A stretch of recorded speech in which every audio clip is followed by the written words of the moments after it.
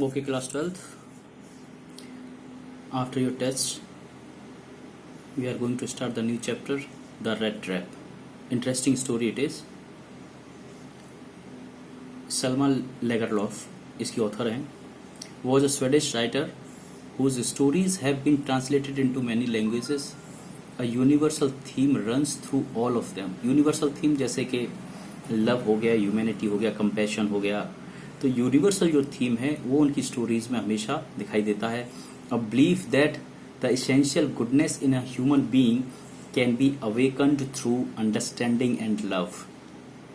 और वो universal theme जो इनकी स्टोरीज में दिखता है वो क्या है कि इसेंशियल गुडनेस, अच्छाई जो है किसी भी इंसान में जागृत की जा सकती है, अवेकन किया जा सकता है थ्रू अंडरस्टैंडिंग एंड लव. उसको समझ करके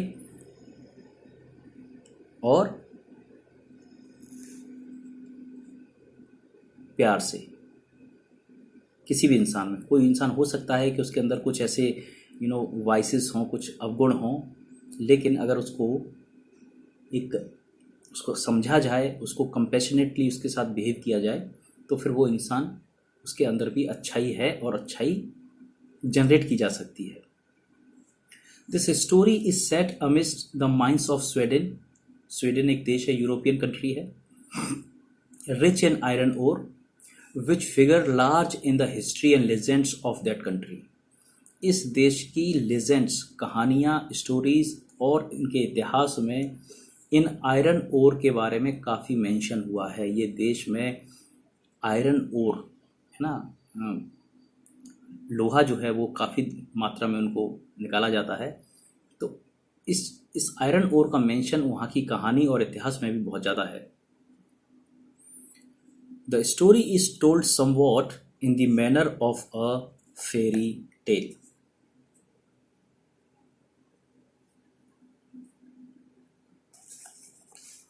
देखिए जरा, अब स्टोरी यहाँ से शुरू होती है. Once upon a time there was a man who went around selling small red traps of wire. Wire बना बना करके, और रेड ट्रैप जानते हैं, चूहेदानी जिसे कहते हैं, चूहे पकड़ने के लिए. तो एक इंसान था स्वीडन में, वो हमेशा रेड ट्रैप्स बेचा करता था, चारों तरफ घूम घूम के जहाँ भी जा सकता था. He made them himself at odd moments from the material he got by begging भी करता था, और बैगिंग इन द स्टोर्स और at the big farms.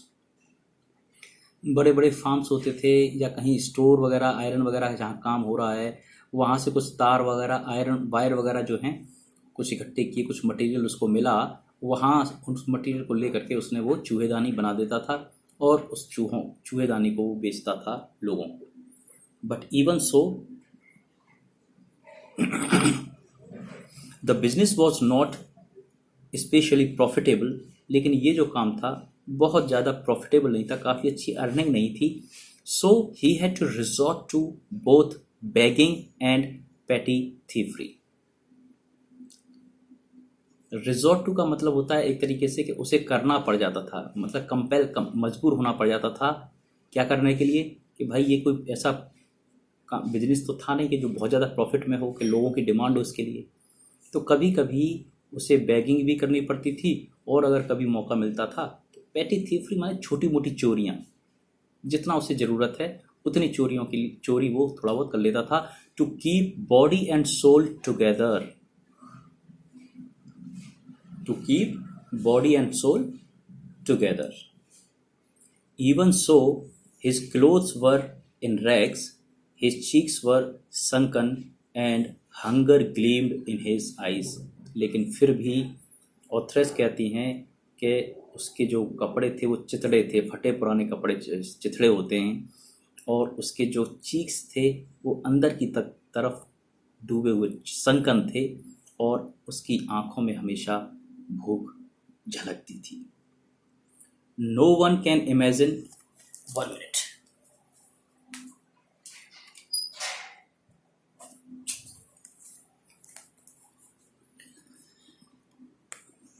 No one can imagine how sad and monotonous life can appear to such a vagabond. Vagabond मतलब होता है घुमक्कड़, homeless person जिसका कोई घर नहीं होता, सैड उदास और मोनोटोनस, ये भी एक बोरिंग मोनोटोनस होता है। तो no one can imagine how sad and monotonous life can appear to such a vagabond. कितनी मोनोटोनस हो सकती है, कितनी उदासीन हो सकती है ज़िंदगी, कोई इमेजिन नहीं कर सकता। Who plods along the road, जो रास्तों पे चलता रहता था धीरे धीरे अपनी ही इमेजिनेशन में। Left to his own meditations अपने ख्यालों में, अपने ही ख्वाबों में खोया हुआ। But one day this man had fallen into a line of thought. लेकिन एक दिन क्या हुआ, एक विचारों की एक कुछ दिमाग में उसके विचार, लाइन ऑफ थॉट माने विचार कुछ आए, क्या, which really seemed to him entertaining, और उस विचार से उसको हमेशा बड़ा इंटरटेन होता था, अपने आप को बड़ा अम्यूज़ करता था वो। He had naturally been thinking of his red traps. अब देखिए जाहिर सी बात है वो अपने रेड ट्रैप्स के बारे में ज़्यादा सोचता था। When suddenly he was struck by the idea, जब वो अपने मेडिटेशंस में मतलब ख्यालों में खोया रहता था तो अपने रेड ट्रैप्स के बारे में सोचता था, तभी उसके दिमाग में एक आइडिया आया। क्या आया? That the whole world about him, the whole world with its hands and seas, cities and villages was nothing but a big rat trap। उसने कहा कि ये जो पूरी दुनिया है ना, ये पूरी दुनिया ही जो है, चाहे इसमें इसकी जो ज़मीन है, शहर हैं, गांव हैं, समुद्र हैं, ये सब कुछ, पूरा जो संसार है, ये एक बिग रैट ट्रैप है। It had never existed for any other purpose than to set baits for people. और इस दुनिया का जो एग्जिस्टेंस है, अस्तित्व है, उसका सिर्फ एक ही पर्पज़ है, वो क्या था, केवल बेट्स पीपल के लिए सेट करना। बेट्स क्या होता है, जैसे आप चूहे को पकड़ने के लिए कुछ उसमें चीज़ें डाल देते हैं जिससे कि चूहा देख करके उसको देख करके खाने के लिए आएगा, और जैसे उसमें एंटर करता है और वो उसका दरवाज़ा जो जाली होती है वो बंद हो जाती है, वैसे ही वो बेट्स होते हैं, वो लालच, temptations. It offered riches and joys, shelter and food, heat and clothing, exactly as the rat trap offered cheese and pork। और वो कहता सोचता था कि जैसे कि रेड ट्रैप में चीज़ माने पनीर और पोर्क, आप जानते हैं स्वाइन का मीट, pig meat. It offered riches, riches का मतलब है हर चीज़ जो प्रॉस्पर है, वैभवशाली जो भी चीज़ है ना, जॉयज खुशियाँ, शेल्टर, फूड, घर, खाना पीना, वार्मथ एंड क्लोथिंग, कपड़े, सब कुछ जो भी है वो सब बिल्कुल वैसे ही है जैसे कि हम रेड ट्रैप में चूहों को पकड़ने के लिए चीज़ और पोर्क रखते हैं। And as soon as anyone let himself be tempted to touch the bait, it closed in on him. और जैसे ही कोई भी इंसान अपने आप को इतना लालची बना देता है इन चीज़ों के प्रति, घर के लिए, अच्छे कपड़ों के लिए, तो क्या करता है, ये सारी जो बेट हैं, it closed in on him, उसमें ये फंस जाता है और ये दरवाज़ा इसका बंद हो जाता है। And then everything came to an end, हर चीज़ बिल्कुल एंड हो जाती है। आपने देखा होगा दुनिया में हम लोग सब पैसा कमाना, घर बार, ये सब चीज़ें, अच्छे कपड़े, हर इंसान की ख्वाहिश होती है। तो इन सब चीज़ों को पूरा करने के लिए इंसान सारी ज़िंदगी काम करता है। The world had of course never been very kind to him. ये दुनिया थी उसके लिए बहुत ज़्यादा कंपैशनेट तरीके से उसके साथ बिहेव नहीं करती थी। So it gave him unwanted joy, unusual, unwanted का मतलब होता है असाधारण, unusual joy to think ill of it in this way. तो जब दुनिया इसके लिए बड़ी कंपैशनेट नहीं, दयावान तरीके से इसके साथ बिहेव नहीं किया, तो ये भी दुनिया के लिए इस तरह का सोच करके, इल ऑफ इट, बुरा सोच करके बड़ा अपने आप को इंटरटेन सब करता था। And it became a cherished pass time of his, और ये एक तरीके से ऐसा पास टाइम माने फेवरेट चीज़ हो गई। जब उसके पास कुछ भी करने के लिए नहीं होता था तो इन्हीं चीज़ों को वो सोचता था। और फेवरेट पास टाइम, जिस पास टाइम माने खाली समय में जिस इंसान को जो काम करने में अच्छा लगता है वो काम ये करता था, तो वो यही चीज़ थी। चेरिस्ड पास टाइम का मतलब यही होता है जिसे बड़ा आनंद, चेरिस्ड पास अपने पास रखना और उसको आनंदित करना।